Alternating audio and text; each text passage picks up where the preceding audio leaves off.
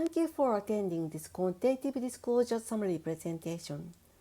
I am Kawai in JSCC's Clearing Planning Department, and I will be leading today's call.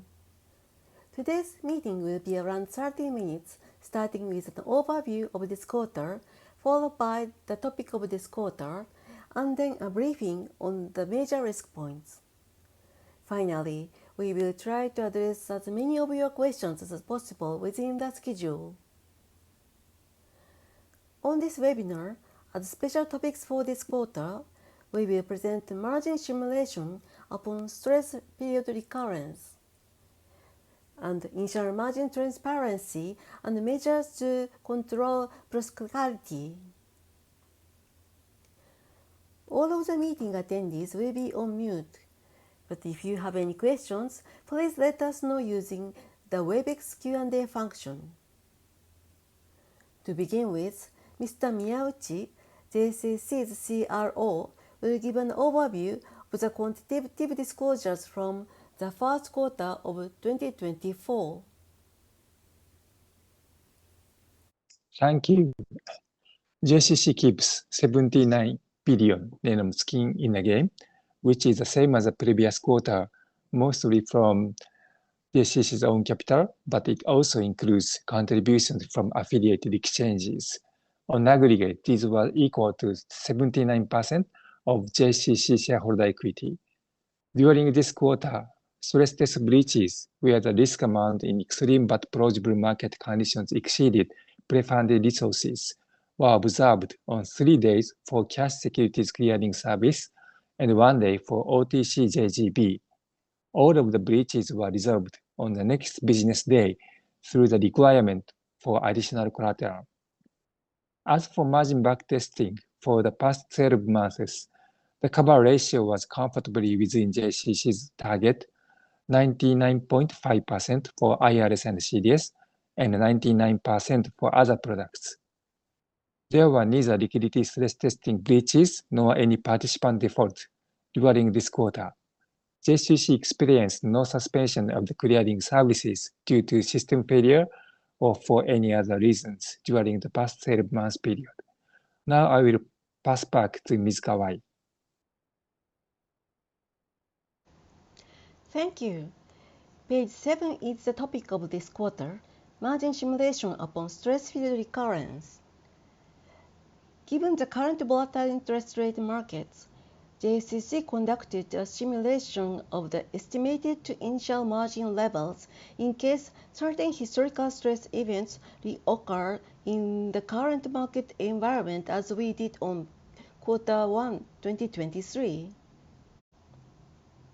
In this summary, we will present the simulation for Nikkei 225 futures and 10-year JGB futures.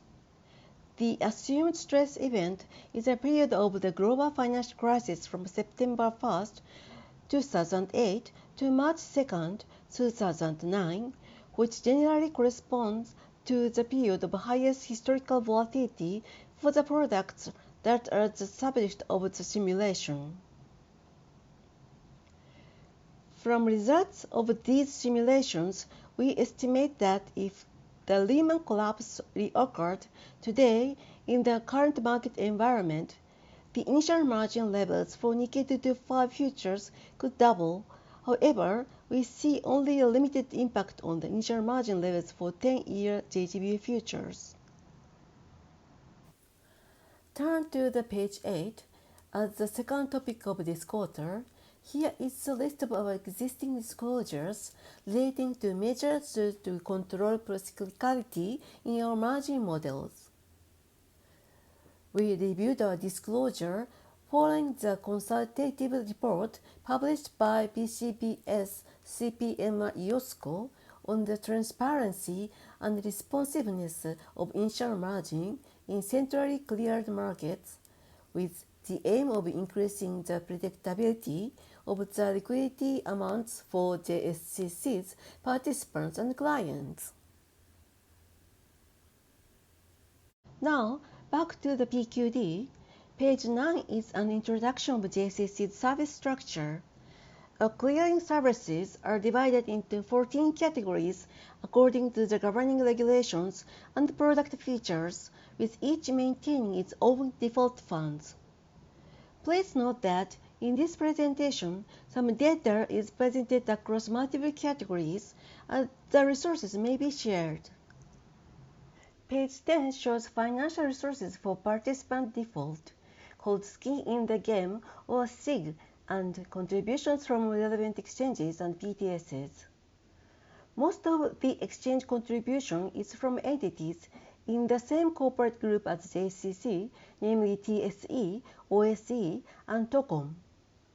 As shown in the left-hand table, JSCC's skin in the game for ETP non-commodity was 20 billion yen, which is shared by all of the relevant clearing categories.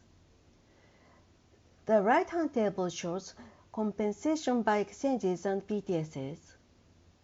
And for stress testing, the sufficiency of the financial resources for each category was tested by prorating these shared resources according to the relevant default fund amount for each category. Page 11 shows the ratio of skin in the game to JSCC's capital. The left-hand graph shows the skin in the game to be used before the mutualized default fund or DF, and the right-hand graph shows the skin in the game to be used before the default fund plus alongside default fund of non-defaulting participants on a pro rata basis. Skin in the game before default fund on the left ranges from 18 to 50% of shareholder equity, and skin in the game before and alongside default fund on the right is from 34 to 99% of shareholder equity. So JSCC contributes relatively large amounts of shareholder equity to skin in the game compared to other major CCPs, which shows our strong commitment to risk management. Page 12 shows the required default fund, which covers any default-related losses that would be mutualized among non-defaulting participants. The graph on this page shows the ratio of skin in the game and contributions from exchanges to default fund from members. The increase in default fund for ETP non-commodity was due to rising stock prices. On page 13, the data is listed for these graphs, and the amount of potential assessment, or so-called cash call, is also provided. As stated in the footnote, the cash call for any ETD is capped at 3 times the default fund requirement, and for OTC product, it is capped at 1 time the default fund requirement. Page 14 shows KCCP as you see. Now, turn to page 15. It shows the largest value and mean value with the SLOIM, which is the stress risk amount exceeding initial margin deposited including add-ons. Please note that due to the PFMI quantitative disclosures definitions, the default fund shown on page 12 is the value as at the end of the quarter, but the SLOIM on page 15 is the largest or mean value during the past 12 months period. JSCC's default assumption is covered too, except for any listed commodity derivatives other than OSE Petroleum, which is the largest one plus the 5 smallest firms in net assets. Among all clearing services categories, ETP index futures option had the largest SLOIM, with a peak value 498 billion yen.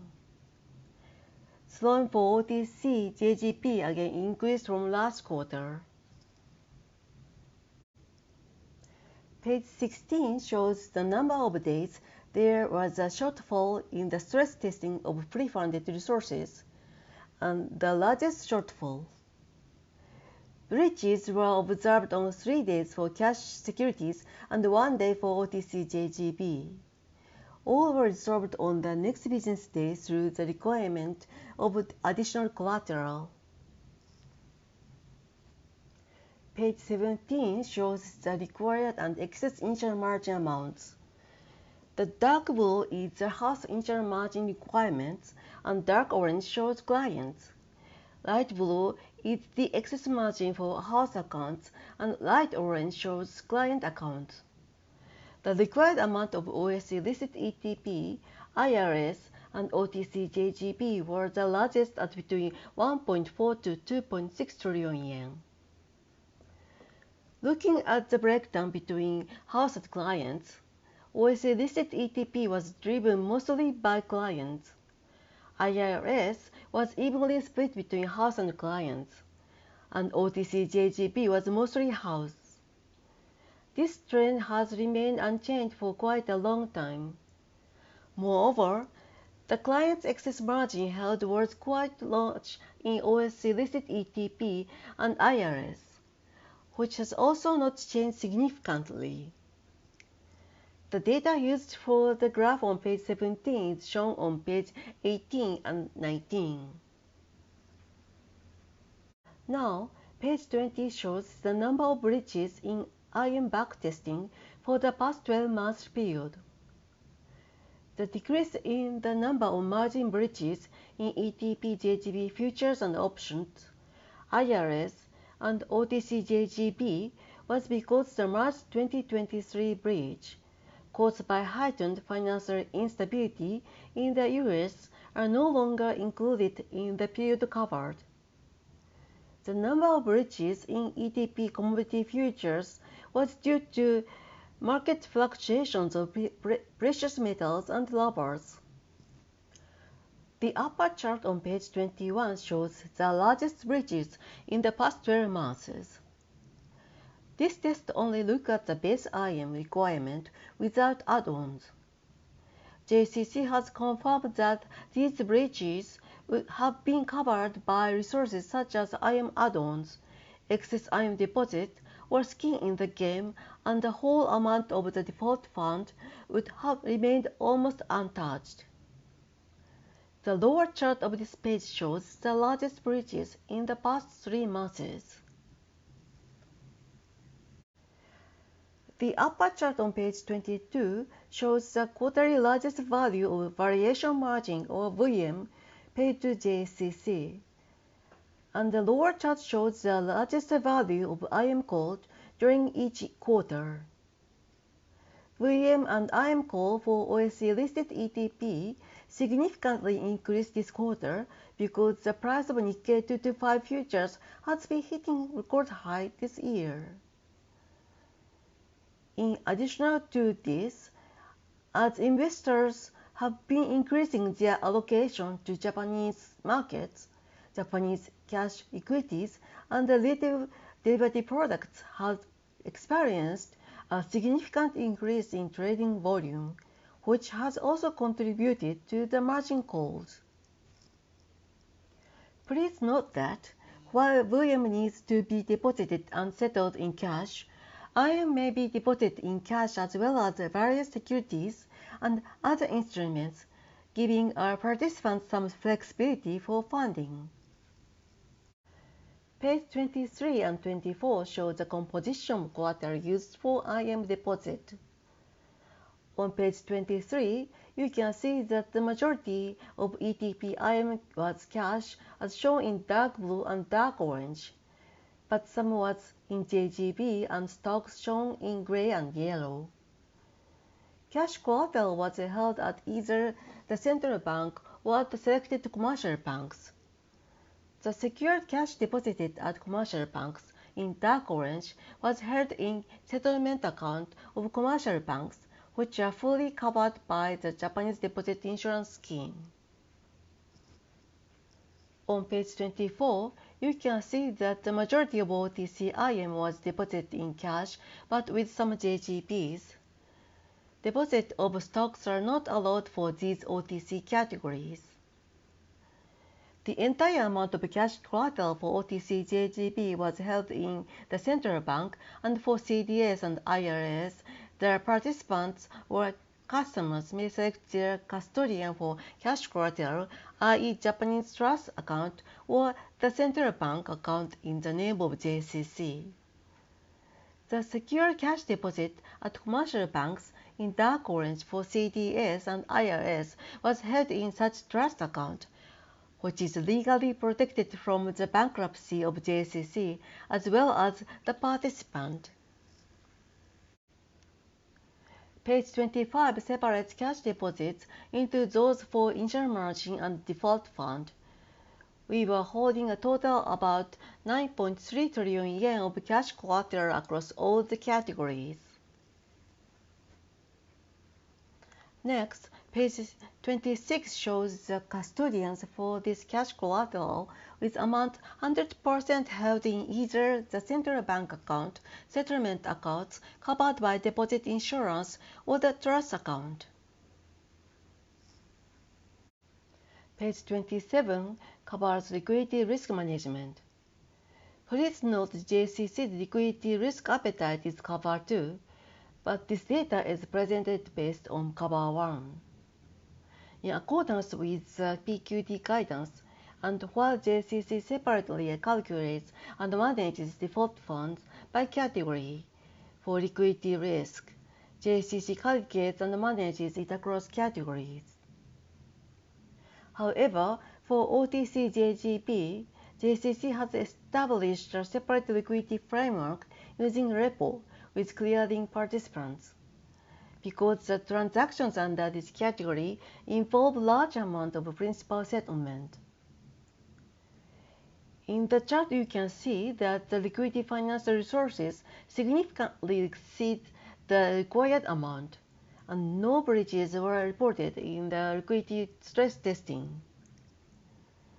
At the time of participant default, at least the half portion of non-cash collateral could be credited and applied to the settlement with survivors. However, in this data, non-cash collateral is not deducted either from JSCC's payment obligation of the estimated payment or the actual payment, because to be conservative we consider that it could be difficult to swiftly liquidate such collateral on the date of default. So we do not regard such collateral available liquidity resources. Page 28 shows the liquidity resources for the categories other than OTC-JGB. The resources reported as cash at the central bank on the first line and secured cash at commercial banks on the third line include cash in the DF related to ETP, where at least 50% of the required DF minus 1 billion yen must be in cash. The unsecured cash on the fourth line shows JSCC's own funds available for use as liquid financial resources following a participant default.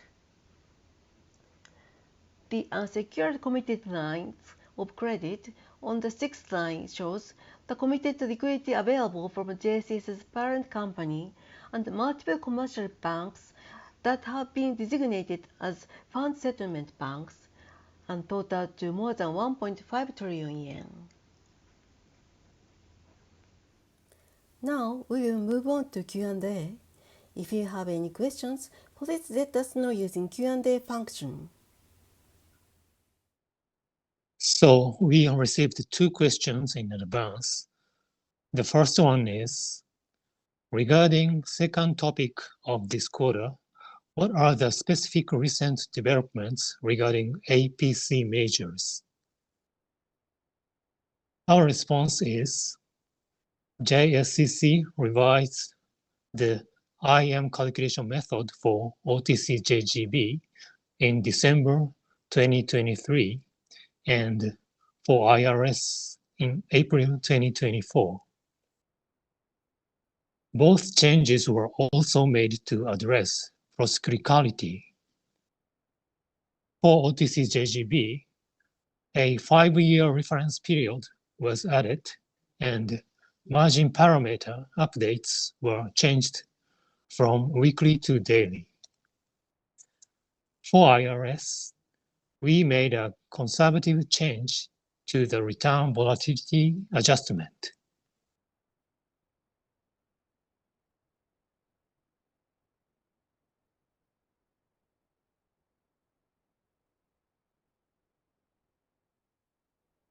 The second question that we received before this session is regarding stress testing on page 15.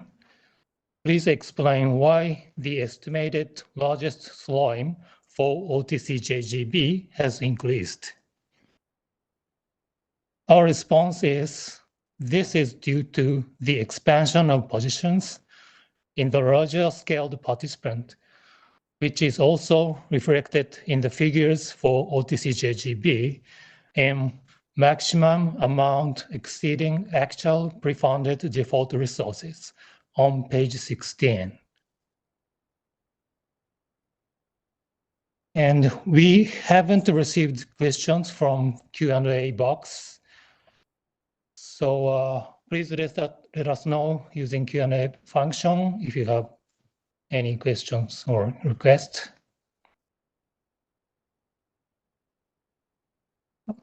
I would like to hold on a minute.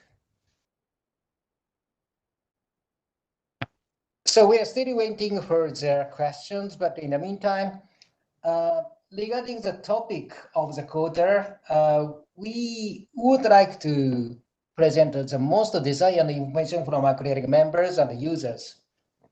So please freely let us know if you have any interest in a specific agenda on the JSCC risk management, and if so, we are willing to incorporate your interest in these quarterly disclosures.